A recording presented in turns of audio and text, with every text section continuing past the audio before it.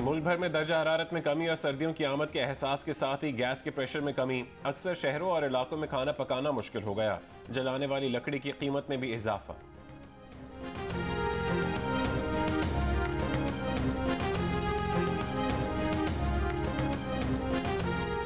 मुल्क में CNG sector 1 दिसंबर से 15 जनवरी तक बंद करने का फैसला। वजीर मनसूबाबंदी असद उमर की जेर सदारत इजलास में काबीना तवानाई कमेटी ने सर्दियों के लिए गैस लोड मैनेजमेंट प्लान की मंजूरी दे दी। घरेलू सारिफीन को बिला तातुल गैस फराहम की जाएगी। सीमेंट सेक्टर, फर्टिलाइजर और बरामदी सनतों को भी गैस की फराहमी जारी रहेगी। पंजाब में घरेलू सारिफीन के लिए LNG फराहम की जाएगी।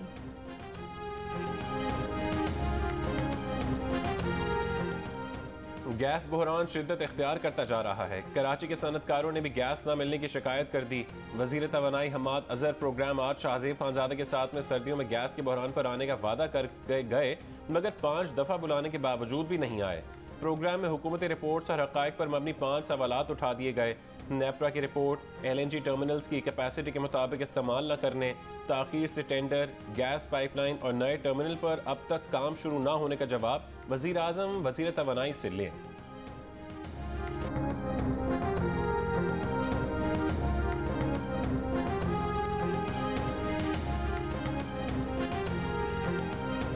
वस्ती पंजाब के अक्सर इलाके शदीद फ़ज़ाई आलूदगी की लपेट में। बैनुल अक़वामी एयर इंडेक्स के मुताबिक आलूदा शहरों में लाहौर मुसलसल 5वें रोज़ भी पहले नंबर पर, नई दिल्ली और कलकत्ता का दूसरा और तीसरा नंबर, कराची का 8वां नंबर।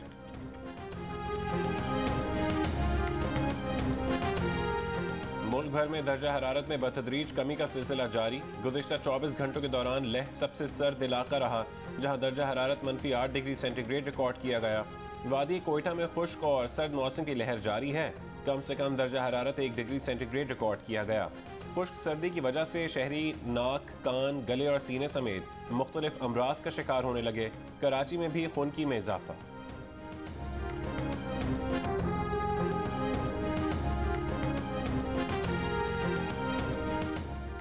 मुल्क में कोरोना वबा से मजीद 10 अमवात। NCOC के मुताबिक पिछले 24 घंटों के दौरान 40,000 से ज़ायद टेस्ट किए गए। मुस्बत केसेस की तादाद 418 थी। मुस्बत केसेस की शरह 1% से ज़्यादा रही। 1083 मरीजों की हालत तशवीशनाक। पाकिस्तान और बांग्लादेश के दरमियान पहला T20 मैच आज ढाका में खेला जाएगा। बाबर आजम की क़यादत में 12 रुकनी टीम का ऐलान। बाबर आजम का कहना है सीरीज़ को आसान नहीं ले सकते, कोशिश होगी कि वर्ल्ड कप की तरह खेलें। बांग्लादेश और वेस्ट इंडीज़ के खिलाफ मुख्तलिफ कॉम्बिनेशंस आजमाएंगे।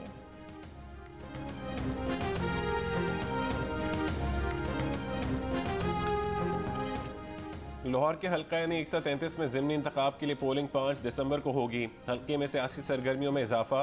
कौमी असम्बली का ये हल्का पौश, मुतवस्सित और पसमानदा इलाकों पर मुश्तमिल है। कई उम्मीदवार यहाँ से जीत कर ऐवानों में जाते रहे, लेकिन हल्के के मसाइल जूं के तूं हैं।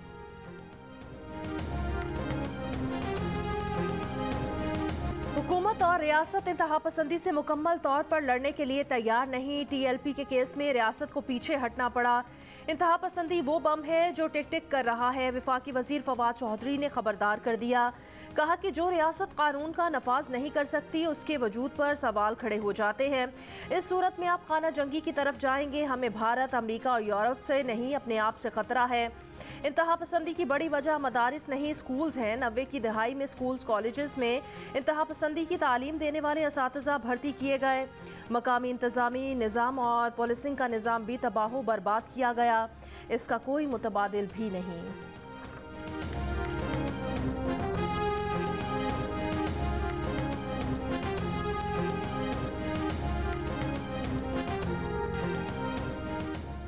हुकूमत और तहरीक लब्बैक मुआहदे के तहत साद रिजवी रहा। TLP सरबराह को अप्रैल में नज़रबंद करके नाम 4th शेड्यूल में डाला गया था। इंसदादी दहशत गर्दी एक्ट के तहत दर्ज मुकदमात भी खत्म। अदालत से 40 मुकदमात वापस लेने के लिए भी इक़दामात। वज़ीर कानून पंजाब राजा बशारत कहते हैं कि साद रिजवी को हुकूमत ने रिहा नहीं किया। साद रिजवी का केस फेडरल रिव्यू बोर्ड के पास था। किसी के रिहा होने से मुल्क में अमन कायम होता है तो सराहना चाहिए।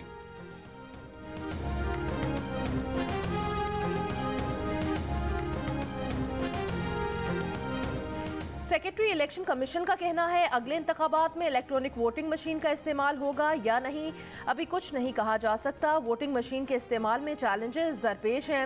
वोटिंग मशीन के इस्तेमाल से मुतालिक मजीद 3 से 4 पायलट प्रोजेक्ट करना पड़ेंगे। फैसल जावेद खान कहते हैं EVM निज़ाम 30 दिन में फ़ाल हो सकता है।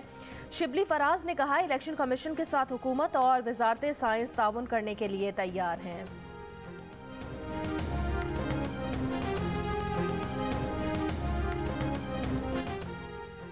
वोटिंग के लिए इलेक्ट्रॉनिक वोटिंग मशीन के इस्तेमाल का फैसला ऐसा ही है जैसे क्रिकेट में न्यूट्रल अंपायर लाना था। वज़ीर आज़म इमरान खान का समंदर पार पाकिस्तानियों की सहूलत के लिए डिजिटल पोर्टल के आगाज़ पर तकरीर से खिताब। कहा 8 साल कोशिश के बाद वो पाकिस्तान क्रिकेट में न्यूट्रल अंपायर लाए, उसका उन्हें क्या फ़ायदा था। करप्ट सिस्टम से फ़ायदा उठाने वाले तब्दीली नहीं चाहते। टेक्नोलॉजी से फ़ायदा ना उठाना अहमकाना सोच है।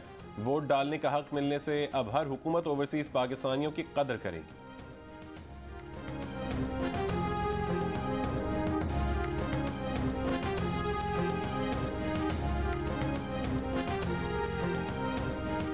इतलात मिल रही है कि चेयरमैन नादरा हुकूमत की अगली इलेक्शन मुहिम के लिए डेटा इस्तेमाल कर रहे हैं।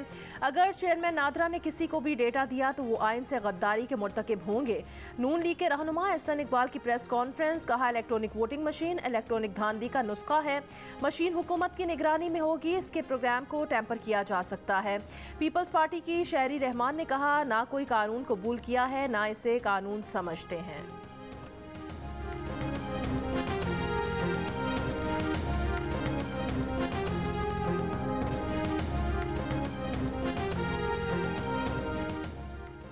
अगले आम इंतखाबात के लिए मुल्क में 11.5 करोड़ से ज़्यादा वोटर्स के लिए 1,90,000 से ज़्यादा इलेक्ट्रॉनिक वोटिंग मशीनें दरकार होंगी। भारत में 2019 के इंतखाबात में इलेक्ट्रॉनिक वोटिंग मशीनों के निज़ाम पर 126 अरब पाकिस्तानी रुपए के बराबर पैसा खर्च किया गया। फिर भी अपोजिशन जमातों को नताइज पर तहफ़्फ़ुज़ात रहे। पाकिस्तान में कितना पैसा लगेगा, नया सवाल खड़ा हो गया। 33 ममालिक में इलेक्ट्रॉनिक वोटिंग मशीनों की कुछ अक़साम का इस्तेमाल किया गया। कुछ ममालिक में इन मशीनों की शफाफियत पर तहफ़्फ़ुज़ात भी सामने आए।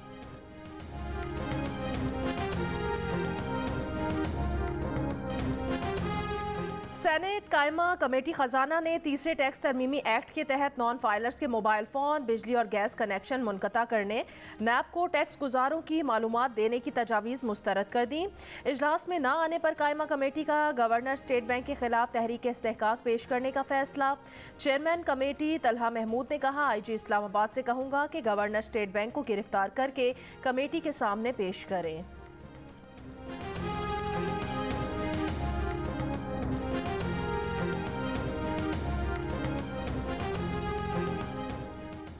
इस्लामाबाद के मेट्रो स्टेशन से 12 साल की बच्ची की लाश मिलने का मामला। बाप ने बेटी को कत्ल करने का एतराफ़ कर लिया। मुलजिम गिरफ्तार।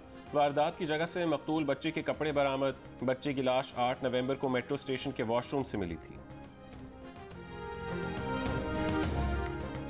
फैसलाबाद में एहसास प्रोग्राम के तहत रकम लेने के लिए आने वाली बुजुर्ग खवातीन को पुलिस एहलकारों ने झिंझोड़ा और धक्के दिए।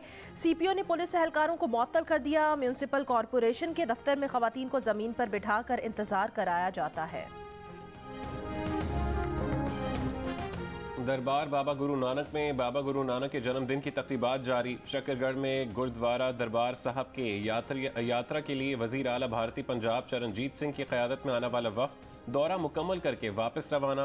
भारतीय पंजाब के वजीर आला ने रसूमात के दौरान लंगर हॉल में लंगर भी खाया।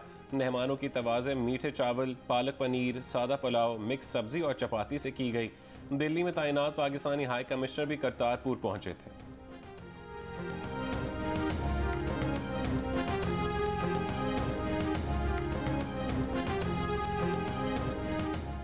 पाकिस्तान और रूस के दरमियान पाक स्ट्रीम गैस पाइपलाइन पर मुज़ाकरात खत्म। फरीकैन का शेयर होल्डर्स के मुआहदे में मसाइल के हल के लिए इक़दामात पर इत्मीनान का इज़हार। दोनों मुल्कों का मंसूबे के शेड्यूल और टाइमलाइन को पूरा करने के अज़्म का इयादा।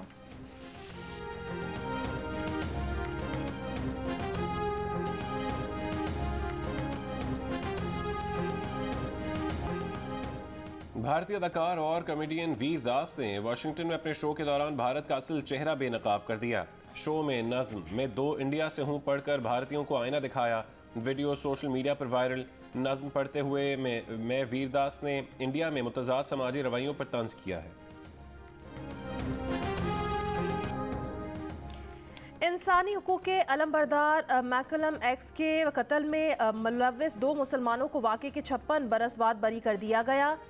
सुप्रीम कोर्ट ने नज़रसानी फैसले में तस्लीम किया कि मोहम्मद अजीज़ और खलील इस्लाम को गलत सज़ाएं सुनाई गई थी। दोनों बेकसूर थे। मोहम्मद अजीज़ को 1985 और खलील इस्लाम को 1987 में रिहाई दी गई।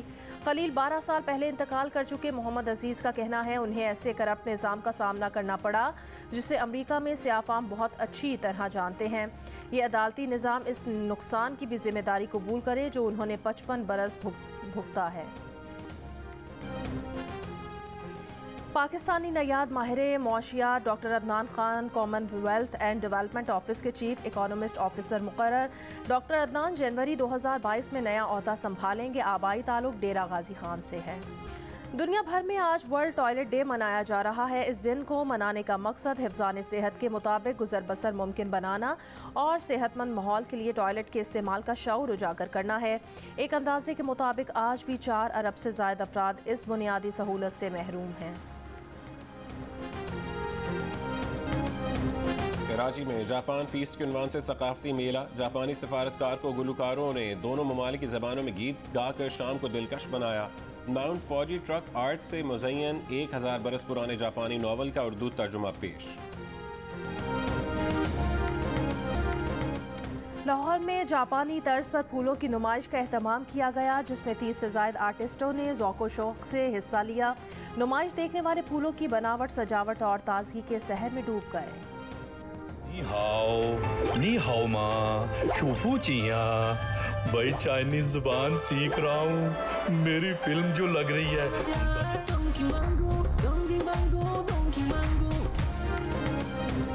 और पाकिस्तान का सबसे पसंदीदा और मशहूर गधा आज चीन रवाना होगा। जियो फिल्म्स और टेलिस्मान स्टूडियोज की शाहकार फिल्म द डोंकी किंग आज से चीन के सिनेमा घरों में। डोंकी किंग पाकिस्तान के अलावा 10 ममालिक में कामयाबी के झंडे गाड़ चुकी है।